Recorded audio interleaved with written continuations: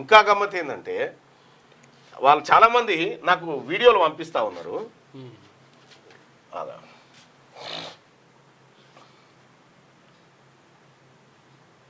కరెగుట్టరాల మళ్ళీ ఏమైంది నడుస్తుంది. ఇగో కేఏ పాల్ గారు 2014లో 1,50,000 కోట్లు మిగిలిన తెలంగాణ మీరు వదిలేటప్పటికి 7 లక్షల కోట్లు. ఈసారి ఈ బీసీ నినాదం నువ్వు తీసుకుంటున్నావే, ఏమైనా కన్ఫ్యూజ్ అవుతున్నావా ఏంటి? మీ నాన్న బీసీ కాదు, నువ్వు కూడా బీసీ కాదు కదా. నువ్వు వెలమ దొరలు అంటారు, చాలా మంది మిమ్మల్ని దొంగలు అంటున్నారు. 7 లక్షల కోట్లు అప్పు చేశారు మీ నాన్న మీరందరూ కలిపి. ఈ రాష్ట్రాన్ని దరిద్ర అవినీతి అక్రమ రాష్ట్రం చేసింది ఎవరు? బంగారు తెలంగాణని తీసుకొని 2014లో 1,50,000 కోట్లు మిగిలిన తెలంగాణ మీరు వదిలేటప్పటికి 7 లక్షల కోట్లు. అంటే మీ హాయంలో 8 లక్షల కోట్లు కనిపించట్లా. ఇది కేఏ పాల్ గారు. ఇంకెక్కడో చాలా మంది పాషం యాదగిరి గారు వాళ్ళందరూ కూడా మాట్లాడారు.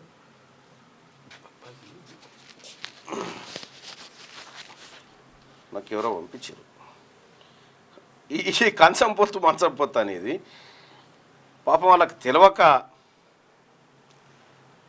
రేషన్ కార్డుల గురించి అప్పుడు ఎట్లా మాట్లాడితే ఇప్పుడు నీకు ఎక్కువ తెలుస్తుంది, నాకు తక్కువ తెలుస్తాడు. ఇప్పుడు నేర్చుకున్నారు అన్ని. ఎవరు చెప్పింది నీకు? ఆడవాడు మోపైనారు ఇట్లా. నాకే అర్థం మాట్లాడు. రేషన్ కార్డులు నీళ్ళు అడిగితే ఒక గది. నేను చెప్పేది నిర్మాణంగా అర్థం. నువ్వు నాకు 3 ఆడపిల్లలు ఎట్లా బతకాలి నాకు అర్థం కాలంటే నాకు ఒక నిమిషం అర్థం కాక అట్లా మీరు అంటే 3 ఆడపిల్లల్ని ఎట్లా బతకాలంటే మీరు దేశం కోసం కన్నారా, నా కోసం కన్నారా?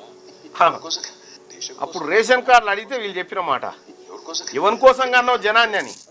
కొత్త రేషన్ కార్డులు వచ్చే కార్యాన్ని కూడా ముహూర్తం ఫిక్స్ అయ్యింది. తుంగతుర్తిలో సీఎం సార్ వస్తే ఎవరు ఇలాంటి మంత్రులు ఎమ్మెల్యేలు ఇస్తారంట. ఇక అప్పుడు రేషన్ కార్డు అడిగితే గిది, ఇప్పుడు రేషన్ కార్డుల పరిస్థితి గిది. ఇక్కడ ఇంకొకటి కూడా చూద్దాం. దీనిపైనే పాషం యాదగిరి గారిని మించినటువంటి వికీపీడియా, ఆయనను మించినటువంటి జర్నలిస్టు, బహుశా అంత సీనియర్ జర్నలిస్ట్ ఎవరు, ఆయన ఏమంటున్నాయి కాలోజీ టీవీ ఇంటర్వ్యూలో.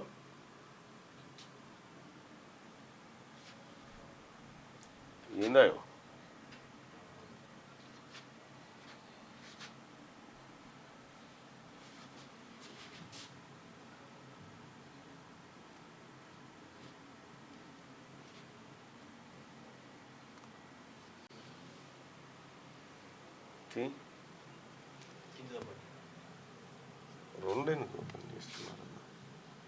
రెండు ఒకటే ఉన్నట్టు.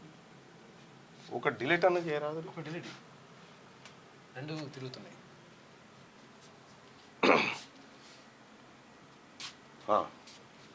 చూద్దాం అట్లుండని. తెలంగాణ రాష్ట్రంలో ప్రకాష్ గారు ఏమంటున్నారు వినండి. ఇది ఇట్లే తిరుగుతుందా? ఏందా ఈ నెట్ ప్రాబ్లమా?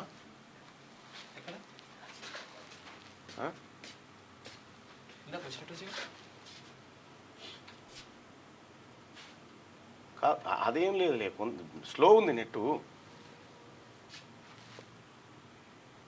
అదో 2 కులాల మధ్యలో సపోజ్ మాలా మాదిగా 2 కమ్యూనిటీస్ ఉంటాయి. మీరు ఇప్పుడు 2 కులాల మధ్యలో సపోజ్ మాలా మాదిగా 2 కమ్యూనిటీస్ ఉంటాయి. మీరు మాలలో పిల్లనిస్తారా అని అడిగిన అనుకోండి, మాకు కంచం పొత్తు లేదు, మంచం పొత్తు లేదు అని అంటారు. మంచం పొత్తు అంటే మంచాన్ని చూడొద్దు, మంచం పొత్తు అంటే బియ్యాన్ని పిల్లల్ని ఒకరు చేసుకోవడాన్ని, వైవాహిక సంబంధాలు.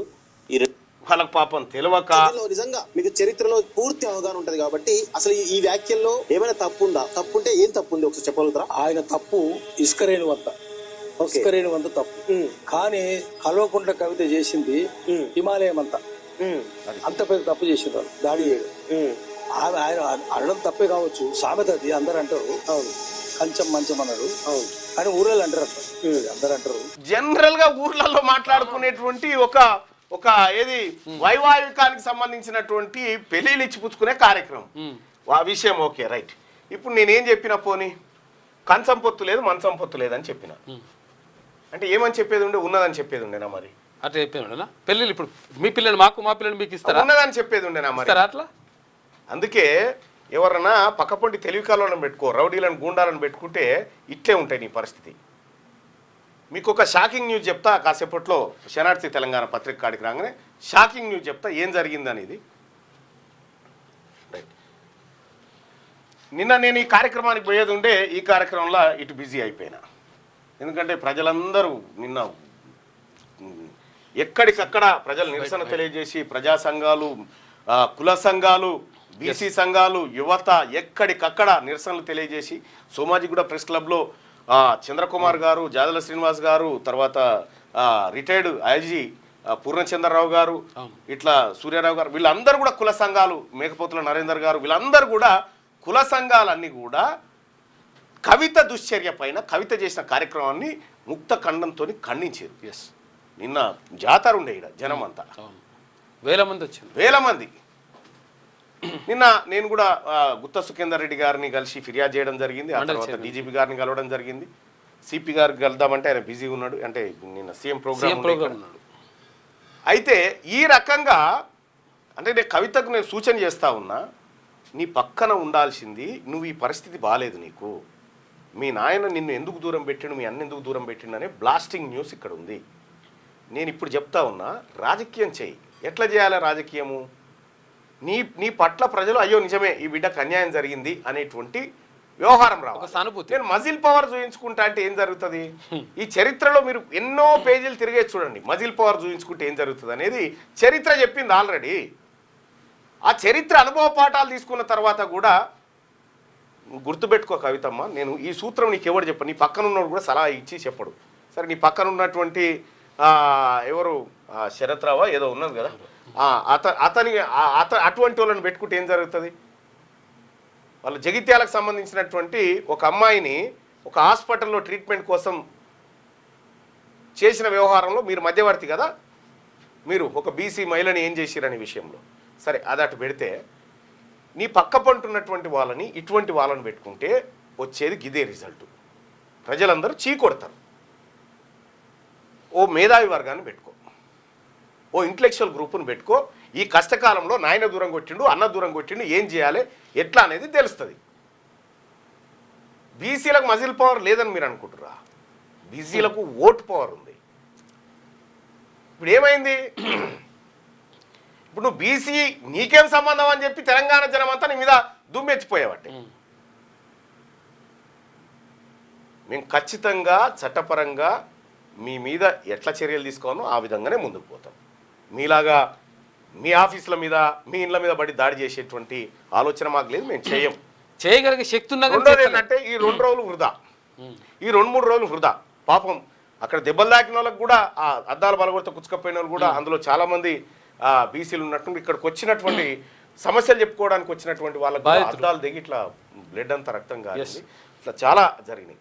నిజంగా నీవు నాతోని ఫోన్ చేసి మళ్ళా నాకు ఇట్లా అనడు కరెక్టేనా అంటే నేనే చెప్తుంటే, కాదు కవితక్క దీని కథ గిట్లుంటుంది, దీని కథ ఇట్లుంటుంది అని నేనే చెప్తుంటే, నువ్వు ఈ చిల్లర మల్లర గ్యాంగులను పంపిస్తే ఏమవుతుంది? దీని ద్వారా నీకే డ్యామేజ్ కదా, దాంతో నీకు వచ్చేది లేదు, పోయేలేదు. నువ్వు ఏదో అనుకున్నావు, వ్యవహారం ఏదో జరిగింది. నిజంగా నువ్వు కంప్లైంట్ చేసేది ఉంటే, ఈ రక్తపాతము, ఈ ఫైరింగ్ ఇదంతా చూసిన తర్వాత నువ్వు కంప్లైంట్కి పోయినావు చూడు, అప్పుడు నీ కథ అర్థమైంది జనానికి. అది బంద్ చేయి, మంచిది కాదు. నాకు కూడా ఈ బీసీ ఉద్యమం పనింది. ఇప్పుడు నీతోని ముచ్చట పెట్టుకొని, నీతోని పంచాయతీ పెట్టుకునే పరిస్థితులు లేను, టైం లేదంతా.